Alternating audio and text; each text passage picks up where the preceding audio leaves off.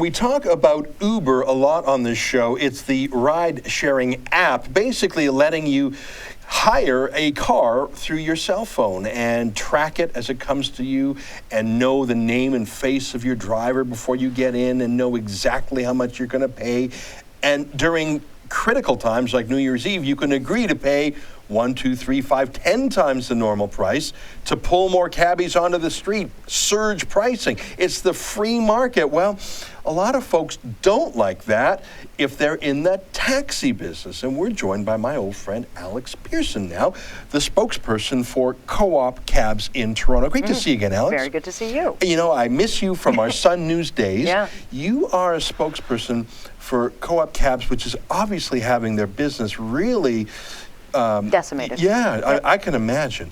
Tell me, other than pure self-interest, what is the policy case or the logical case, the political case against Uber from your client's point of view?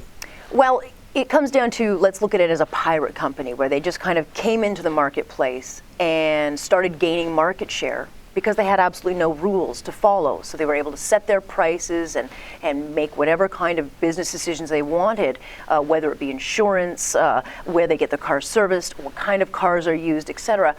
And they've been able to do that, and they've been able to gain a huge market share simply by not having any rules in place at all. Well, surely there are some rules in place. Not for them. There's no rules at all. Not for Uber. Not a single rule at all. They have found a loophole within the city bylaws that allows them to essentially run their business as they see fit, which is fine. Now, you say insurance. What do you mean by no insurance? Well, don't they all drivers say have insurance? They say that they have insurance policies in place, but they've never shown anybody.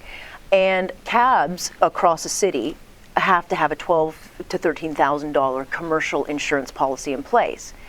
That puts them at a distinct disadvantage if they're trying to compete with an Uber or an Uber X. It's more specific Uber X, let's say, where they can set their prices at whatever they want because they don't have these huge overhead costs that they have to pay. Isn't the real overhead cost that regular taxis pay, isn't it the taxi medallions, the super inflated prices for those licenses, $200,000, $300,000, that really you could get one for $100 back in the day if you were lucky enough, but now that's really the cost for cabbies. It's not, I mean, I don't believe that a $40 billion company like Uber doesn't have insurance. It doesn't make sense to me. They could it's not like they couldn't afford it. But isn't the real problem that the taxis are laboring under those old bad rules? Not that someone comes in with new, fresh, free market approach? Well, there are a couple of issues, and this is not a Toronto-specific issue. This is a global issue. In Montreal, they're planning on blocking bridges. The taxi drivers are so mad. In Montreal, South Africa, China, all over the world. We've seen people in Ottawa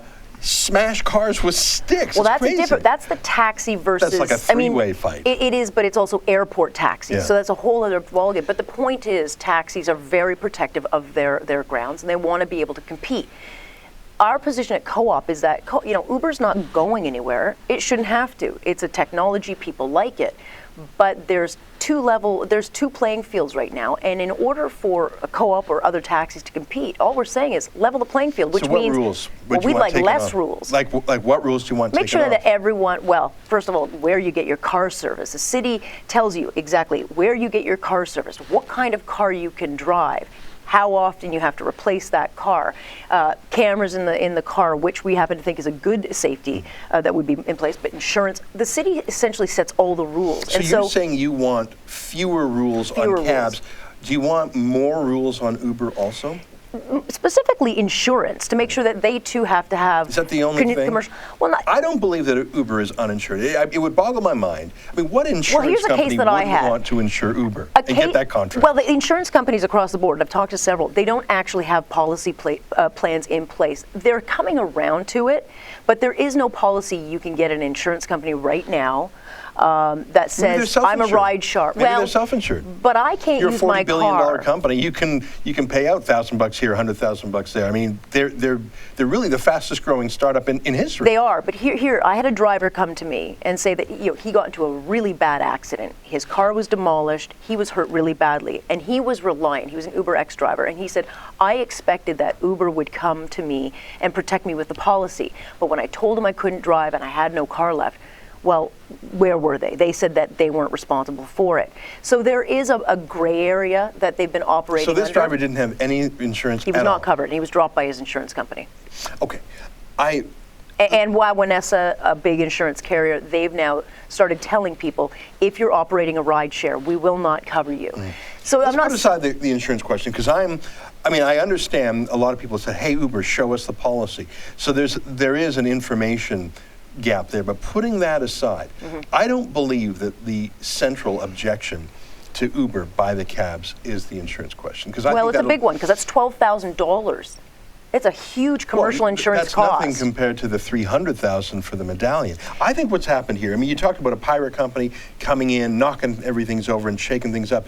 That's called the free market. That's what the BlackBerry was, and then Apple was to BlackBerry, and the next thing will be, that's innovation. But they're not held to task or held to account. Like the city or the province, the feds aren't coming in and telling those companies, here's what you have to do. Unlike the taxi industry, there are lots of problems within the taxi industry. There have been customer service relations problems. There are issues with the cab industry that they themselves have to deal with. The way I see this is the same way as, say, the dairy monopoly. It's a cozy system. You get your quotas. It's like a medallion, and everyone gets rich as a little oligopoly. And we can't break out of that dairy monopoly, so customers have to pay twice as much for milk and cheese in Canada as they do in the States. Taxis had the same thing, an inside clique, everyone getting rich off the backs of customers and drivers too.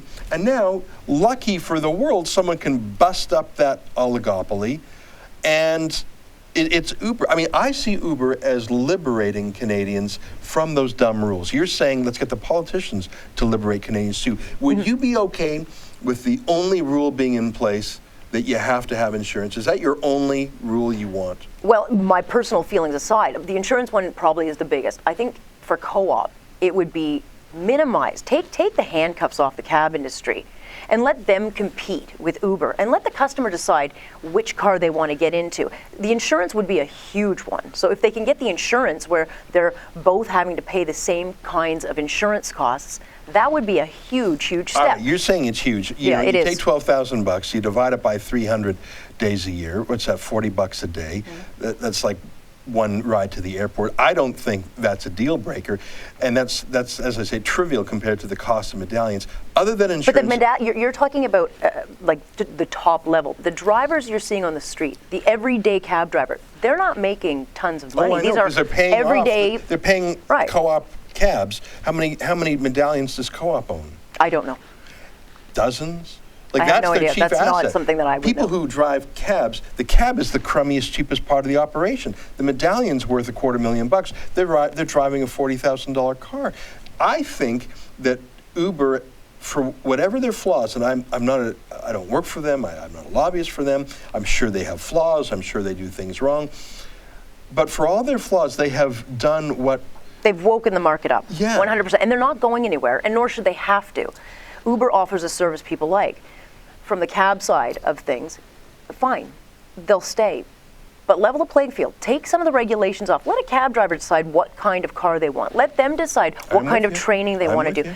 Let them decide what kind of service or where they should go to get their car taken care of. Let the cabs have less rules, put some rules, minimal rules on Uber and the cabs, and let the customer decide who they want. Well, maybe the best Alex, cab. You've always been one of my favorite people since back of the sun. I love your approach. If that's truly the approach of your cab company, I mean, hopefully that, I don't know what other cab companies I can't speak for any other. It's a big battle. Yeah, My biggest criticism would be that the bureaucrats, the city, is just moving so slowly. They benefit too. If they don't get to regulate, they'll find other work in the public sector. Well, let me close on this. I hope that a new company comes forward that is an Uber for healthcare and busts up the monopoly and the oligopoly and the rules and the bureaucracies and does to our bureaucratic healthcare system, liberates patients the same way Uber has liberated the cab industry. And I hope that your requests are met, that we get rid of these ridiculous rules